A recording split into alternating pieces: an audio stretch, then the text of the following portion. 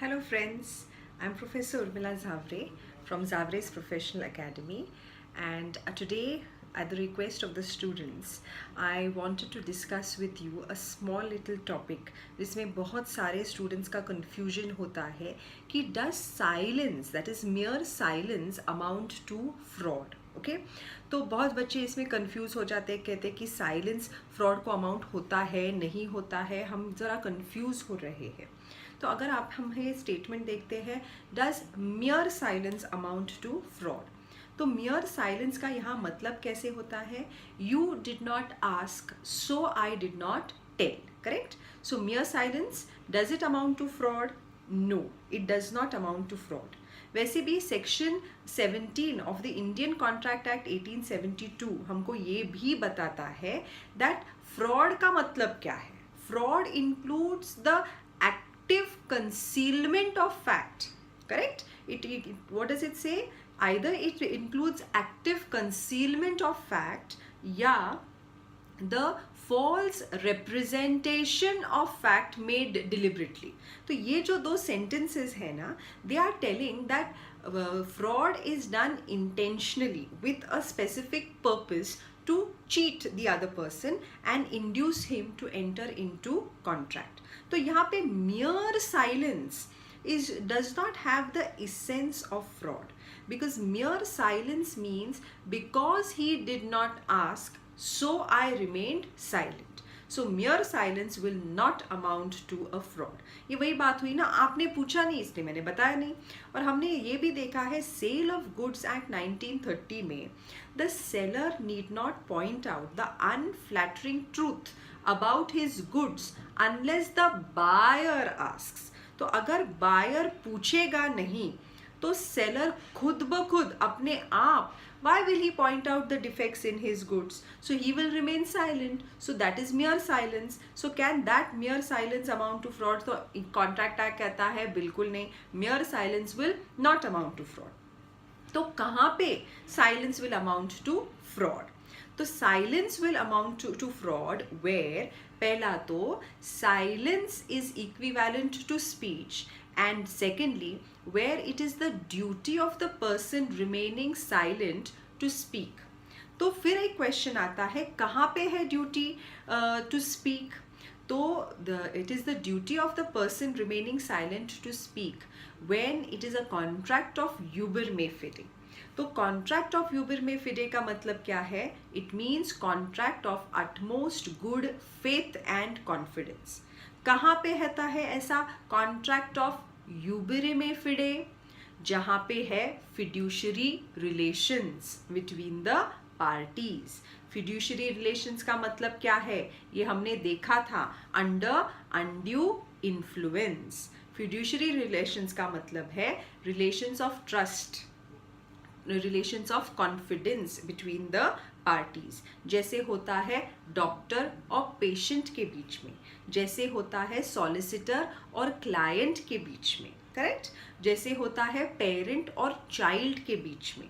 ये है fiduciary relations. और जहाँ पे है फिड्यूशरी रिलेशंस, जहाँ पे है contract of uberrimae FIDE, like partnership का कॉन्ट्रैक्ट हो, इंश्योरेंस का कॉन्ट्रैक्ट हो, वहाँ पे अगर दूसरा आदमी आपको पूछे ना पूछे, it is your duty to speak. Okay.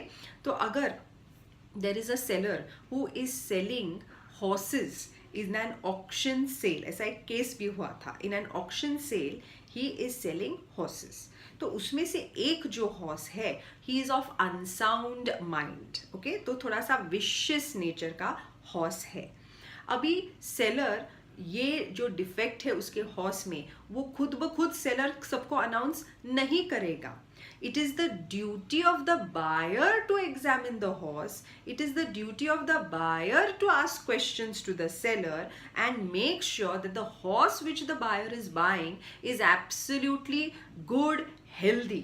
Correct. तो अगर यहाँ पे बायर सेलर को कुछ भी नहीं पूछेगा तो सेलर की कोई ड्यूटी है ही नहीं ना two point out the defects. तो यहाँ पे सेलर विल रिमेन साइलेंट. और अगर बायर वो ऑक्शन सेल में घोड़ा बाय कर लेता है और बाद में उसको पता चलता है that this is a horse of unsound mind या विशियस नेचर का ये हॉर्स है, Can he go to the seller and tell him that this is a fraud which you have committed? Absolutely no. ये buyer को right है ही नहीं इस in this case. तो यहाँ पे क्या होता है, यहाँ पे mere silence will not amount to fraud. लेकिन अगर वो buyer is the son of the seller, मतलब यहाँ पे seller is the father and buyer is the son of the seller. तो यहाँ पे भी अगर son, father is selling horse which is of unsound mind in an auction, और seller को, buyer को, बेटे को ये बात पता नहीं है और बेटा कुछ भी नहीं पूछता, buyer is not asking anything to the seller. Even if the buyer does not ask anything to the seller, the relations between the buyer and the seller over here, because they are father and son, are fiduciary relations. तो यहाँ पे buyer पूछे ना पूछे, it is the duty of the father as the seller to tell his son, the buyer, that this horse is of unsound mind. Correct? और यहाँ पे अगर वो पिता, the father, quiet बैठते हैं, remain silent, then this silence will amount to fraud, because यहाँ पे relations between the parties are fiduciary relations between father and child. Correct? Second है, तो वैसे है पार्टनरशिप के कॉन्ट्रैक्ट्स, आपको इंश्योरेंस के कॉन्ट्रैक्ट है, you must tell the details. You can not say insurance agent ने मुझे पूछा नहीं इसलिए मैंने बताया नहीं. You must tell all the details which are relevant to the policy.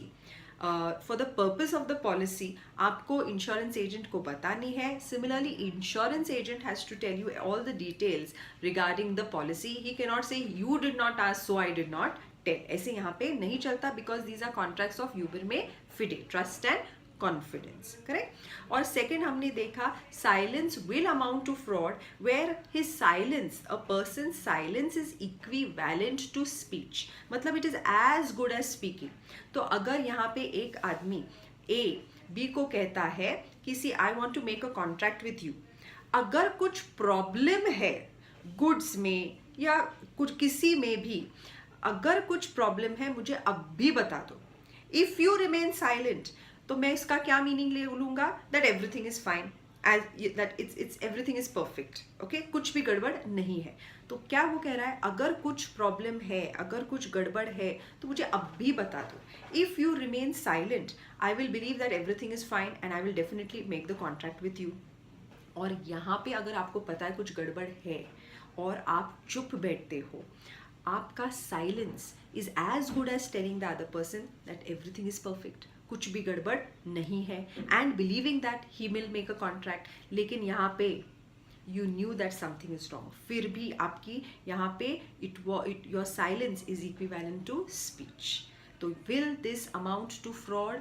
Yes, it will amount to fraud. Okay, तो यहाँ पे हमने दो इंस्टेंसेस देखे where silence does amount to fraud, जब चुप बैठने वाली की ड्यूटी होती है सच्चाई बताना, and second when his silence is equivalent to speech. Correct? लेकिन mere silence will not amount to fraud according to the Indian Contract Act 1872.